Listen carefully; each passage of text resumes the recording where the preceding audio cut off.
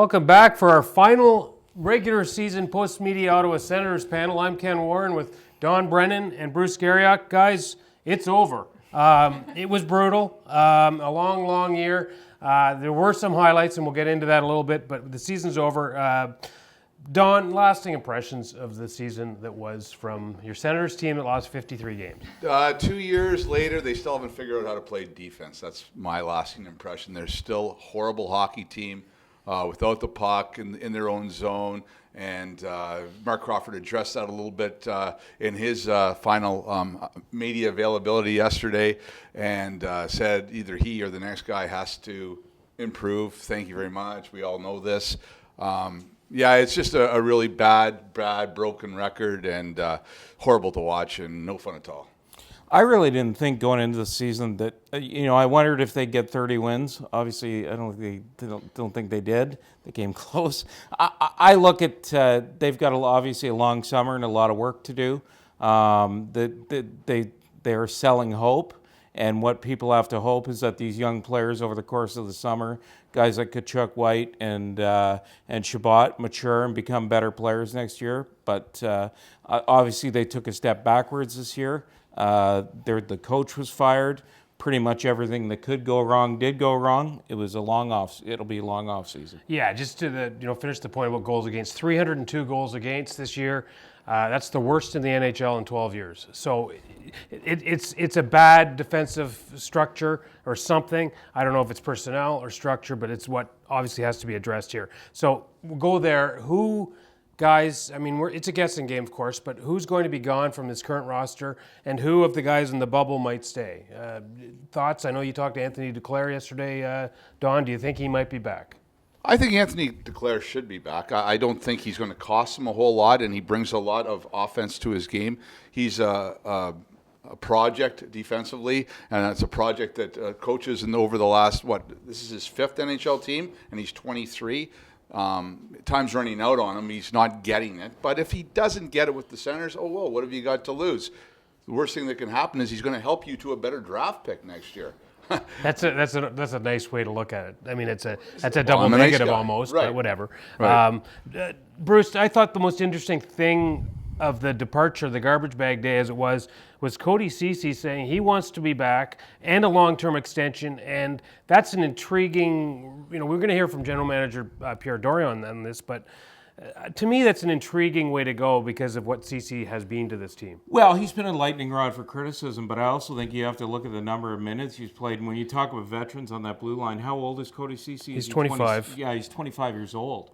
So as far as his defense goes, he's one of their older players. Even Dylan DeMello is a veteran. He's 25, right?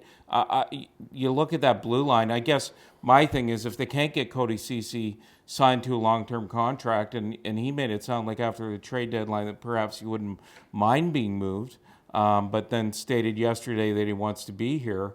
If they can't get him signed to a long-term contract, then they're going to have to deal him because they don't need another unrestricted free agent situation at the deadline.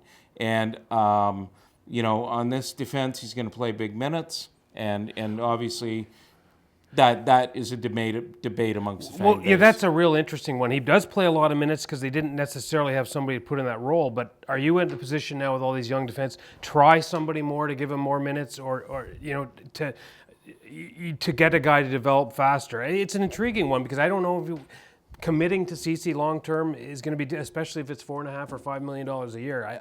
I don't know about that decision, and we'll see what happens. Like when you kind of look at their depth chart just amongst their defensemen, and you have to include Max Lajoie in there because he started the year here.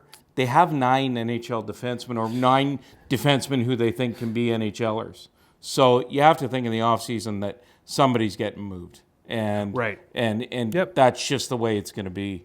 Okay, so we've talked about the defense, what might happen. Anthony Duclair, the biggest in front of the bench is Marc Crawford. Whether he comes back, he had the interim run, had a decent finish. I thought it was very, very candid and outspoken yesterday about what his feelings on the job. That of course he wants to come back, but also understands that this is a process to determine who should come back, and he would understand if the team moved on. Don, I think you've made it clear what you think about Marc Crawford. Well, he played it perfectly yesterday to further your point there. Yeah, he said all the right things, and he expressed how much he wants to be back, but he's cool, eh? Like, if I'm not, I'm not. I understand. Well, there'll be another spot for him in the organization if he wants it too, I think. I listened to him late last week, and he had said it before, but he went on about Chris Kelly, and I think Chris Kelly is the coach of the future for this team, not just by what Crawford said, but by talking to other people after he said it, the competitiveness of Chris Kelly, the smarts that we've all known about for a long time, and he's just a real easy guy to like, and he's been a great communicator his whole time. So I think that's the coach of the future, and if you need to have Crawford there to groom him for a couple of years, I'm cool with that. And or a Jacques Martin to come in and work with the three of them. Can you sell? Now this is to you, Bruce. Can you sell? Here's our next coach in waiting, while you're still not a good team. Like I find that an interesting. I understand what you're saying, but I find it an interesting thing to try to sell to a fan base if that's where you're going to go. Well, I don't mind the theory. And, I think that Marc Crawford has done a good job. And obviously, you're not going to, if they hire someone, they're not going to hire somebody who has 550 NHL wins. They're just not. Right. And unless they do bring back Jacques Martin. I don't know how many wins he has in the NHL, but I look at the situation and I say they owe it to themselves to do an extensive search. They did an extensive search last time. They interviewed 10 candidates. I think they owe it to themselves this time to go out and interview candidates and see if there's somebody out there, because as much as Marc Crawford has done a good job, he's also been part of the staff for the last 3 years. That's and as much as he absolutely deserves to be a top candidate for this job, I think they have to look at other places and see if there's a better candidate out there. That's just my take on it. I keep going back to him being in charge of the defense for 3 years, and we started this off by saying how bad the defense was. Now, I know he was an assistant. Right. But could you not have put a stamp on it? I think so, too. I mean, I want to argue against you, but I've said that, too, that he was part of the problem. But maybe his calling all on, maybe that's where is beneficial is as the guy in charge, and they bring in some guys that know how to coach defense, but they've got to improve the defense. Who one guy that we don't mention ever because we say he wouldn't come, he'd be too expensive, he would never work for this owner, Alain Vigneault. And I don't know, it would be interesting to see. Maybe he'd never work for this owner. No, I know. And the money and the salary, you talked about this. You're not going to get a guy with that kind of experience. He makes $4 million a year. Yeah. Well, why not pay him $4 million a year? It's an important position. Oh, unless you don't have the money. Anyways, go ahead. We talked about guys with inexperience at NHL level that could be in candidates, and we talked about this for several weeks on the show. It's Troy Mann, Belleville Hope. They're in the last week of the season. They got a chance at making the playoffs. Is this something for fans to be looking forward to? I mean, it's 1 week. Maybe it's 3 weeks if they get into the playoffs. Maybe it's longer than that. Wolanin went back down there. It's going to be a good experience for him. Rudolph Balcer's down there. We're going to Drake Batherson, Logan Brown. I saw a little bit of those guys last week. They look like they're a lot closer to being full-time NHL players. What can we make of Belleville's run here? I remember talking to Christian Wolanin about Belleville a few weeks ago, and he said, if we get in the playoffs, we are going to win the Calder Cup. He said, we are the best team in the league. They're just trying to overcome a slow start. Listening to people, and you were there on Saturday night. Right.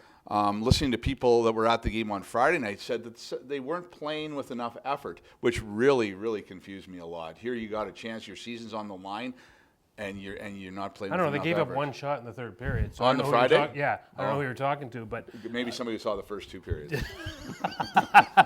they lost that game. They probably should have won. Saturday they might have lost, but they won. So those things balance out. From talking to the people who've been down there, I guess they're holding their sticks a little tight. A lot of these players have never been in this situation before where they have an opportunity to help a team make the playoffs. Obviously, they went on that big run. They've had a little bit of an issue, I think, of late scoring goals.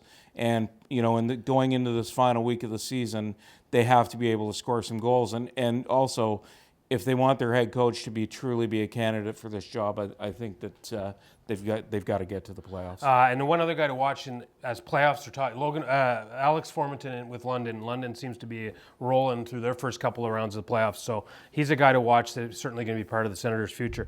Before we wrap up, guys, I guess we should, seeing as this is not just a Senators show but an NHL show, Stanley Cup predictions, guys. I mean, Tampa's certainly the front runners, the biggest odds of winning this. Is anybody going to stop Tampa? Don? No, I don't think so, and I'd like to go off the board a little bit, but I just think that they're due. They've been close for a few years now. They've just got everything. They're best in every category. The one thing I will say is I believe that they're going to have a difficult time with the Washington Capitals in the Eastern Conference Final. See, I didn't even pick Washington to win in the first round. There's me going I off the forgot to do my board. picks. There's me going off the board. Bruce? Well, I'm going to go off the board and say, let's say the Winnipeg Jets bring the Stanley Cup back to Canada, and why not? Well, there you go. They've got as good a chance coming out of that West as anybody. The West is going to be very, very competitive. Obviously, people feel like the East is pretty much settled, but there's a lot of hockey left to be played. And if Tampa doesn't get past, the Eastern Final, then there's going to be a lot of disappointment there. You're right. I think a lot of teams could win out west. I'm going to go with Vegas again. Something about Vegas could stay magic. Maybe Mark Stone injection helps them. And if anybody's going to stop Tampa, I think it might be Boston, just because of the way they're built as a playoff type team. But hey, it's fun time of year for all hockey fans. We'll look forward to watching that, and we'll be back with our panel the next time, probably when we have a head coach. Thanks very much.